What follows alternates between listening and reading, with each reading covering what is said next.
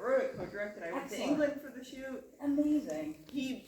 I did all the editing. I did every piece of art in the film. I did all the album covers. He did every piece of music you hear in that film. Wow. That's amazing. Yeah, and he acted. I attempted to act, and yeah. let me ask you something. So Alisa has, she submitted a film 2 years ago, I think it was, after Puff, called Posted No Hunting, and it was a micro short. And then to see the evolution of going from a micro to a 35-minute long short is amazing. Tell us about that journey and how you got this idea, how it started. Tell us about it. Scott and I do a lot of brainstorming, and so I'm an animator. That's my whole thing. Sorry, the graphics. I'm an animator, dabbled in live action, but not done a lot. Scott is a composer and an actor and a writer, and we just brainstorm ideas together. And primarily, we've done animation. We've been working together for 10 years, and we did a lot of animation. So that's always the intention. But every once in a while, like, an idea will pop up, and that will just grab us. So we were actually working on another animated short last year, and then this idea came up about like a movie about a vinyl record, and we got so into it, and then Scott started writing music for it. So a bunch of the songs existed, and then we were like, oh, we gotta make this now. So we were in the middle of making an animated short, and then we did this, and we thought like, oh, it'll be a 15-minute live action short. And it was like 40 minutes long, the rough cut. Wow. So I had to...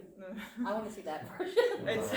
I have to tell you that I was very invested in this journey, and the way that it sort of developed, like, slowly, and gave me some dread. And I was very, very, like, invested in what was going to happen. I couldn't imagine.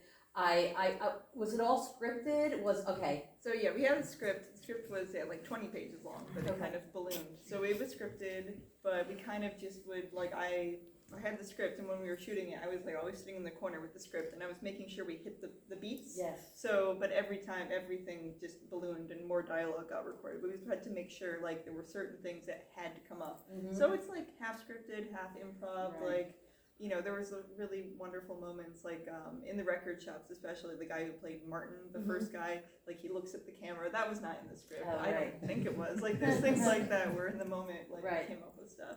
Well, the technology pieces too, to decipher things, was really realistic to me. You know, it's real. It's not. It's realistic. So the spectrograms, like the hidden symbols, that's real. If you take any of the pieces of music, you drop it in a spectrogram, that's all there. Wow.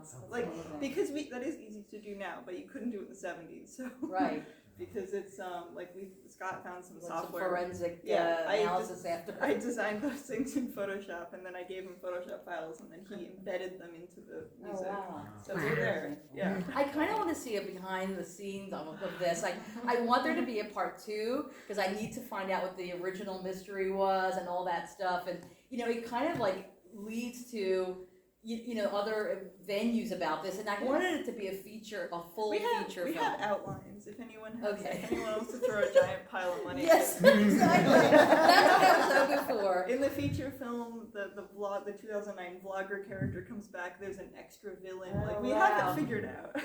Well, I like the fact that, you know, the way that it needed to be this length. Yeah. You know, or longer, but you know, it needed to be this length and to tell that story. Do you know what I mean? Like, and it is like an album. It is like a very like kind of, you know, descent. And that's what I really liked about it. Do you mind if I open up to the audience for any questions? Does anybody have any questions? Go ahead. Alyssa, did you ever see a UFO? See what? Did you ever see? Oh, I ever see a UFO? Maybe. Maybe. I live in New York City, and I have a really nice view, and I see all kinds of things. All kinds of lights. Yeah, but could be anything. It's just a plane. But could I don't be know. anything. I see all kinds of things. That's right. Yes. Yeah, I'm sorry. The composer, Scott. Yeah. Is it Scott? Is he a Renaissance man? Because he's like switching styles from one album to another. Yeah. He's proficient. Yeah, no, yeah, he's amazing. I mean, I've worked with him for 10 years, and we've done every kind of music imaginable. We've done everything, you know, from orchestral to, you know, synth stuff. But that's kind of his thing is synthesizers. So this was like why this whole project kind of came naturally. Have you screened at a lot of other festivals? No, this is the first one. Oh, that's great! We're so excited. That's awesome. This is really, really special for me. I mean, I really love this one. Thank you. Yes. So first, I love the whole Descendants of Madness. Somebody's like, I gotta find out, crack the mystery.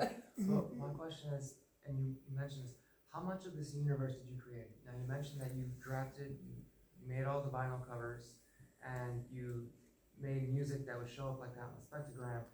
So like, was the whole Henge story fictional? Yeah, no, we made up everything. The gentleman Rick and his YouTube channel, was that all fictional too? Everything. So I made every graphic, like everything Created a whole you see. universe. I made all the album covers. I mean, some of the album covers have backs, and we wrote everything. We didn't use Chat GPT. That newspaper front cover, we wrote every article. And you can't read That's it. really old school. Oh my We God. did, yeah, Excellent. I love that. Every article is real, and Scott made sure it was authentic. Like, we were on Wikipedia making sure, like, there are like politicians from Newcastle who were like mentioned in. See, that adds to the whole part of that historical Yeah. perspective there. That's wonderful. There's also a cut part because we did shoot this, but the file got corrupted, and we didn't have the footage. But it honestly would have gotten cut out anyway. It would have been in the 40-minute edit, but not the half-an-hour edit. Where, what was it? The Will character, who's like our music expert. We just throw to him when we need someone to like explain something For the audience, for the audience. So. There was a part where he was just gonna pull up reviews for the different Henge albums, so he could just be like, "Oh, look, Henge was mildly successful, but it never took off," and like that's why you can't find them. Like the albums just aren't that popular. And we've made 3 magazine pages from like, again, where we wrote every article that had like album reviews and art and like headshots of like people, and they didn't even make it in film. So yeah, we made nothing. I mean, the only stuff that's like real were the 3 record shops. Those are real record shops in Newcastle. We filmed in. Newcastle's real, but everything else is fake. Go ahead. So you're from Newcastle. No, I'm from New York, but Scott's from Newcastle. So you're from New York. Yeah. And how did you find Newcastle? Why did he go there? Because Scott's from there, so we chatted there. The co-director. The co-director's from Newcastle. Yeah, and the main character, so that's him, Scott. So you got together somehow. Okay, great. Yeah, we've been working together for 10 years. So he's in Newcastle, and it was a great reason to shoot there. Does he ever come here and make a film here? Yeah, he comes here a lot, but not now. How was working with someone like? What was the process of working with Scott in Newcastle while you'd be in New York? Did he come here a lot? Was it? Yeah, we've been working together for 10 years. We met working on a web series like 10 years ago. So we've been always collaborating like separately, and it's been fine. Like we just have, you have a groove now. You have a groove. We have a groove. It also helps that he's like a vampire, so he's out. So the working hours. His working hours and my working hours have always been about the same. Where it's like midnight in New York, I can call Scott. He's awake. So tell us what you're working on next. We're really excited. Wait. Can I ask a question first? Yes, go ahead. First of all, I think it's one of the most imaginative things I've ever seen. You really, the detail. I was really gullible. But I just want to know, do you watch a lot of shows like The Unexplained and X-Files and all that? Is that your genre?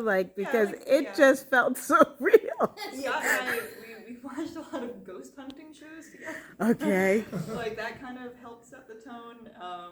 That helped just like found footage and faux documentaries. I'm a big fan of in general. Yeah, it wasn't your first time at the rodeo. No, we were trying to like find all the hit all the notes of like doing that sort of thing.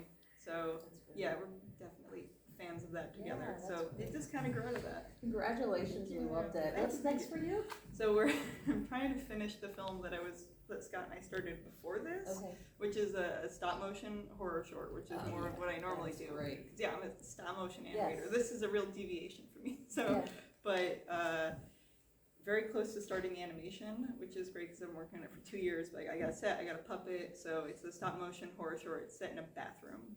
So that's it's set in a public bathroom. Don't forget us. Thanks, Alisa Stern. Thank you so much. Thank you.